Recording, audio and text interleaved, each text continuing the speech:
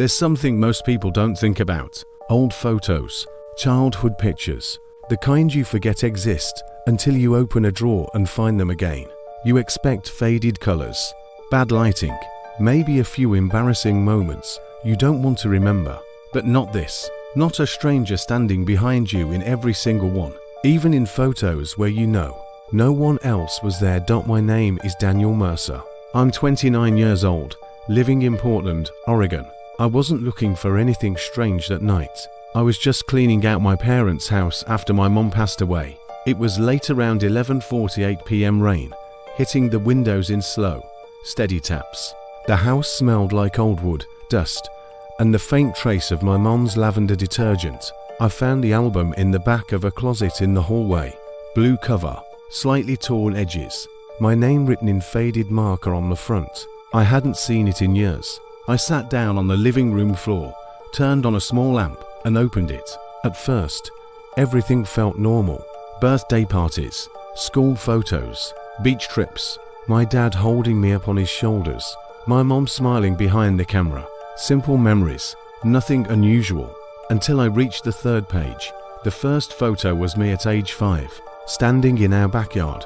Bright summer afternoon. I was holding a plastic toy airplane. Behind me my mom, slightly out of focus, smiling. But something was wrong. There was a man standing near the fence. I frowned. We didn't have a fence like that when I was 5. I leaned closer. The man was blurry, too blurry, like the camera didn't want to focus on him. I assumed it was a neighbor, some background detail I never noticed. I flipped the page. Second photo, me at a birthday party. Balloon decorations, cake on the table, kids laughing, but again behind the group the same man, same position, different angle, same blur. I felt a small knot form in my stomach. I whispered, "That's not possible." I kept flipping. Page after page, school photos, park visits, even a hospital picture when I broke my arm at 7. Every single photo had him, standing somewhere behind me, always just out of focus, never interacting, never looking directly at the camera, just there.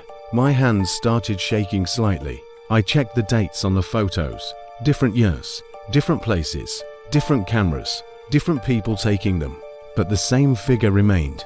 I went to the kitchen and poured a glass of water. The house was silent except for the rain. When I came back, I started noticing something else. The man wasn't always in the background. Sometimes he was closer. In one photo, he was standing just a few feet behind me at a playground. In another, inside a grocery store reflection, always there, always watching. I reached a photo from when I was about 10.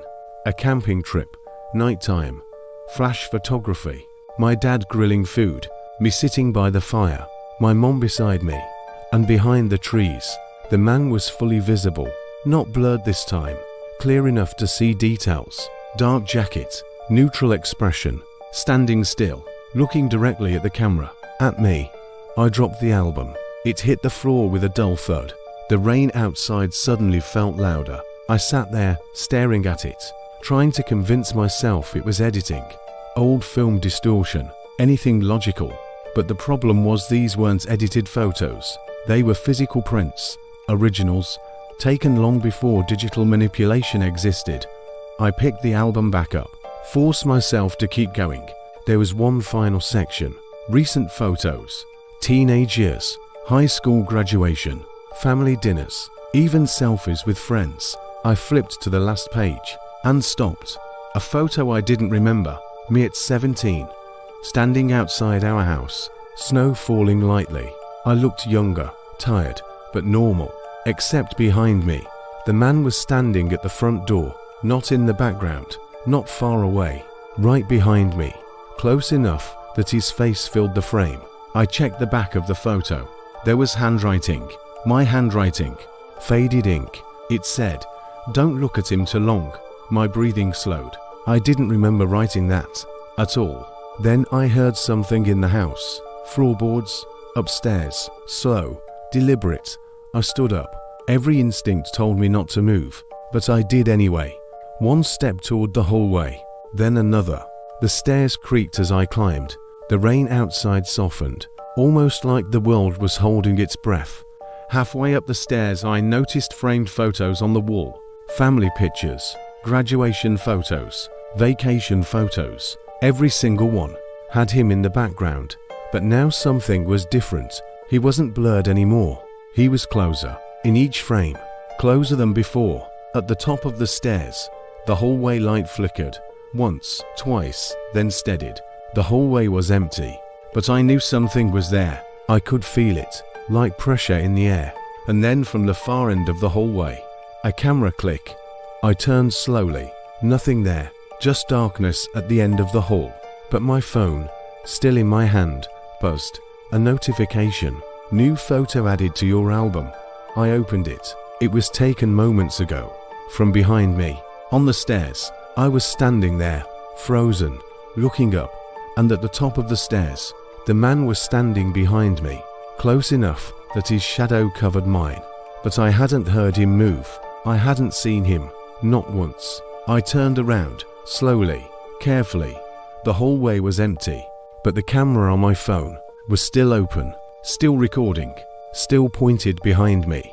And on the screen, there was one more photo preview loading. It hadn't finished yet, but I could already see enough. It was me, standing in the hallway, taking the photo, and behind me, someone was holding the camera.